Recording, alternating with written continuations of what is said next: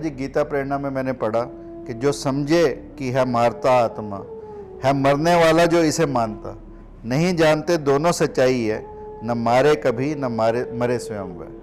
तो इस जो श्लोक है गीता का, इसमें भगवान कृष्ण मृत्यु को भी एक संभावना कह रहे हैं, एक पॉसिबिलिटी है ना, इम्पॉसिबिलिटी की बात कर रहे हैं कि मृत्यु जो है वो असंभव है। और अक्सर हमने जब भी पढ़ा, हमने ये कहा कि जब हम पैदा हुए तो एक ही सच्चाई है, या इस जीवन की एक ही सच्चाई है कि मृत्यु निश्चित है, परंतु कृष्ण ऐसा नहीं कहते। तो ऐसा आपका क्या विचार है इस बारे में? देखो, मृत्यु निश्चित है, इसके लिए तो भगवान कृष्ण ने गीता में कहा है कि जातस्य ही ध्रुव और मृत्यु, वहाँ तक की बात तो निश्चित है कि जिसका जन्म है उसकी मृत्यु अटल है। लेकिन यहाँ थोड़ा विश्लेषणात्मक दृष्टि से देखें, इसका एनालिसिस करके कि मृत्यु किसकी है। मृत्यु शरीर की है, तो शरीर कभी ठहरेगा नहीं।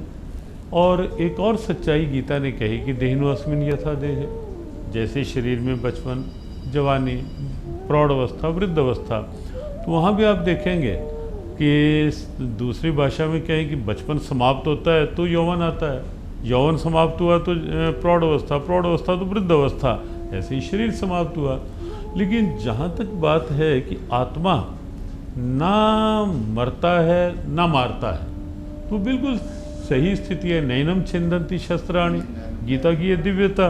और आप देखेंगे हमारे स्वतंत्रता संग्राम में, फ्रीडम मूवमेंट में, अधिकतर फ्रीडम फाइटर्स ने गीता के इन श्लोकों को जीवन में साथ रखा, और उसी कारण से फांसी के फंदे उन्हें नहीं विचलित कर पाए। और कहीं भी कितने कष्ट आए, वो सब में मुस्कुराते रहे, दृढ़ता से उन्होंने फांसी के फंदों को चूमा। क्यों? उन्होंने इस रहस्य को समझ लिया था। भगत सिंह हों या मदन लाल ठीकरा हों या खुदीराम बोस हों, हेमू कालानी, ऐसे ऐसे सब ने ये मान लिया कि आत्मा नित्य है, वो मरने वाला नहीं है, फिर कहीं जन्म लेके आएंगे और फिर नए दृष्टि से। और हमारे जिन महापुरुषों ने ये मान लिया कि आत्मा मरता नहीं, और जिन्होंने ये भी मान लिया कि आत्मा मारता भी नहीं है, उन्होंने, आप देखेंगे दिव्यताएं ऐसी ऐसी कि मारने वालों के प्रति भी उन्होंने कहीं भी वो नहीं किया कि इनका बुरा हो।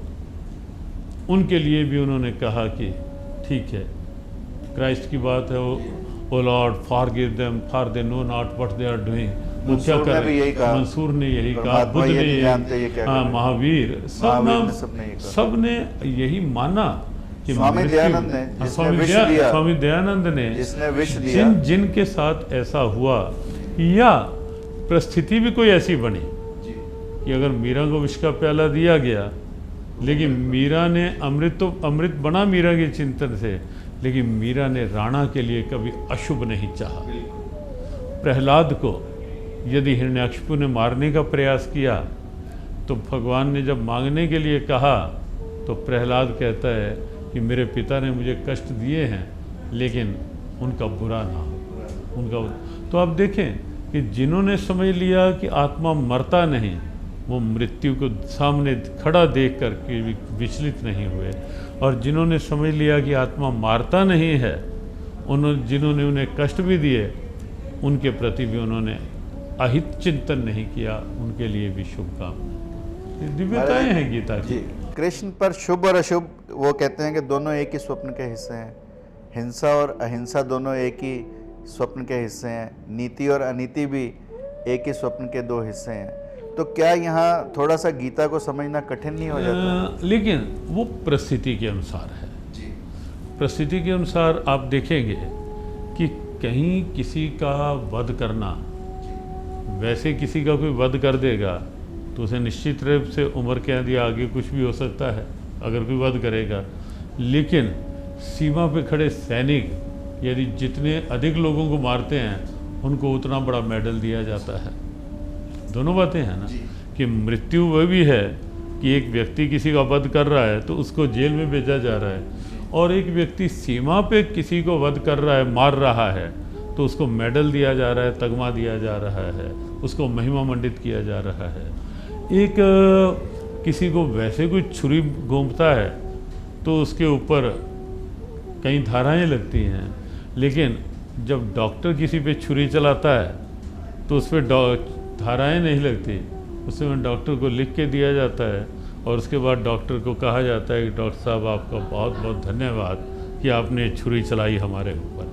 तो वहाँ स्थिति के अनुसार देखना पड़ेगा कि कौन सी क्रिया किस समय हिंसा उचित है, किस समय अहिंसा उचित है। किस समय हमें, अगर मान लो कृष्ण कर्ण का वध करवाते हैं और अर्जुन कहता है कि कृष्ण इस समय तो वो शस्त्र छोड़कर अपने रथ के पहिए को निकाल रहा है, तो और कर्ण भी पूछता है कि कृष्ण ये कैसा धर्म, तो कृष्ण कहते हैं इस समय का धर्म यही है, और याद दिलवाते हैं कि वो कैसा धर्म था कि जब तुम लोगों ने अभिमन्यु को तो कहा कि इस समय का धर्म यही था कि तेरे जैसे आताताई को समाप्त करना। तो जहाँ तक ये बातें हैं वो समय के अनुसार, परिस्थिति के अनुसार निश्चित रूप से देखी जानी आवश्यक है। यद्यपि वैसे नीति का, अहिंसा का, सत्य का ही निश्चित रूप से सम्मान है, लेकिन जहाँ कहीं नीति का पालन कुछ देर के लिए अनीति को बहुत अधिक बढ़ावा दे रहा हो और वहाँ कुछ समय के लिए वो करके अनीति समाप्त हो रही हो, तो वहाँ कृष्ण कहते हैं वो भी धर्म है। तो महाराज जी, मैं ये समझूं कि कृष्ण कह रहे हैं कि हिंसा, अहिंसा, नीति, अनीति ये एक कंटिन्यूस प्रोसेस है या एक ही सिक्के के दो पहलू हैं। देखो, और हम भूल यही करते हैं कि हम दोनों को अलग अलग देखते हैं। इसमें मार्कंडेय जी, हाँ, अलग अलग देखेंगे तो कठिनाई होगी, लेकिन सिक्के के पहलू देखेंगे और समय और स्थिति को समझ के इनका वो करेंगे उपयोग, तो निश्चित रूप से उचित होगा। लेकिन केवल अगर कोई ये समझ लेगा कि पूर्व में भी हमने कहा कि आजकल के लोग कहीं ना कहीं अपने अनुसार की बात ले लेते हैं, लेकिन अगर कोई केवल ये ले लेगा कि जब नीति अनीति एक है तो अनीति में ही रहो, जब हिंसा अहिंसा एक है तो हिंसा में ही रहो, तो वो गलत हो जाएगा। वो देखना पड़ेगा कि इस समय क्या उचित है। आपने बिल्कुल ठीक कहा महाराज जी, मैं आपकी बात से सहमत हूँ कि जो कृष्ण कह रहे हैं वो बिल्कुल ठीक कह रहे हैं, और कृष्ण का यही कहना है कि हमें जाग कर, स्वप्न की दृष्टि से इन दोनों को नहीं देखना अलग अलग, हमें जाग कर, जागृति की अवस्था में इन दोनों चीज़ों को देखना। जैसा आपने कहा कि समय और परिस्थितियों के हिसाब से हमें इन चीज़ों को देखना है, तो निश्चित रूप से हम इन दोनों को जान पाएंगे, इन दोनों के बारे में गहन चिंतन कर पाएंगे। महाराज जी, मैंने दक्षिण के एक ब्रह्मयोगी के बारे में सुना जिन्होंने कई विश्वविद्यालयों में जाकर एक्सपेरिमेंट किए, ऑक्सफोर्ड भी गए और कैलकटा यूनिवर्सिटी में भी उन्होंने किया, रंगून यूनिवर्सिटी में भी किया, कि वो अपना सब कुछ रोक लेते थे और बिल्कुल मृत्यु जैसे हो गई ऐसा उनका, और डॉक्टर्स भी उन्हें एग्जामिन करते थे तो वो ये कहते थे कि इनकी मृत्यु हो गई है, परंतु 10 मिनट के बाद वो जागते थे, जाग जाते थे दोबारा अपनी समाधि अवस्था से, तो फिर सारा कुछ नॉर्मल। तो डॉक्टर्स ये लिखते थे कि ये जिंदा है। तो उन्होंने डॉक्टर से ये कहा कि आप अब ये लिख दें कि जितने भी आपने डेथ सर्टिफिकेट अभी तक दिए हैं वो सब संदिग्ध हो गए। क्या ऐसा संभव है? ये बड़ी गहरी स्थिति है। देखो, अपने यहाँ तो ऐसा भी है कि रमण महर्षि को आप पढ़ें, वो उस स्तर के महापुरुष थे, और ऐसे और भी उदाहरण हैं कि वो एक अलग स्थिति है कि अचेत अवस्था, अनकॉन्शियस स्थिति। लेकिन अपने यहाँ ये स्थितियाँ हैं कि रमण महर्षि जिस समय अपनी समाधि की गहराई में होते थे तो नाड़ी बंद, रक्तचाप नहीं, श्वास और नहीं। डॉक्टर अचंभित हो जाते थे कि ये स्थिति क्या है, कि ना नाड़ी चल रही है, ना रक्तचाप कहीं काम कर रहा है, और डॉक्टरी उपकरणों में कोई स्थिति उनकी आ ही नहीं रही। तो वो अचंभित होते थे, लेकिन वो उस समय वो अंतर चेतना को इतना ऊंचा ले जा चुके होते थे, फिर से ले आते थे, इतनी क्षमता थी।